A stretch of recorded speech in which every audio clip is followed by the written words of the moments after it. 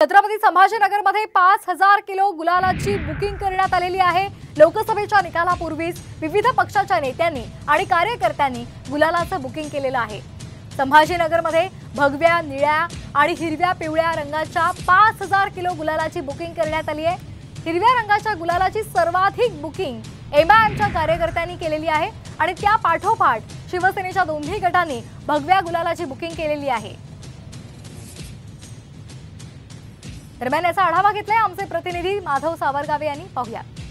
राज्यामध्ये 5 टप्प्यात लोकसभेच्या निवडणुका झाल्यानंतर गावागावात चर्चा सुरू आहे की गुलाल कोण उधळणार। सगळेच पक्ष दावा करतायत की आम्हीच गुलाल उधळणार आणि त्यासाठीच प्रत्येक जिल्ह्याच्या ठिकाणी गुलाल, त्याजवळ निळा रंग, हिरवा रंग त्याची मागणी वाढलेली आहे आणि त्या बुकिंग सुद्धा झाल्या आहेत। छत्रपती संभाजीनगर शहरातल्या प्रमुख दुकानांमध्ये निळ्या रंगाची आणि हिरव्या रंगाची मागणी मोठ्या प्रमाणात करण्यात आली आहे। विक्री आतापर्यंत झाली आहे आणि आज घडीला जवळपास 5000 क्विंटल हिरव्या रंगाची मागणी करण्यात आली आहे, तशी बुकिंग करण्यात आली आहे आणि त्या पाठोपाठ भगवा म्हणजे आपण नेहमी जो गुलाल उधळतो तो आहे, त्यानंतर निळा आहे आणि हिरवा सुद्धा आहे।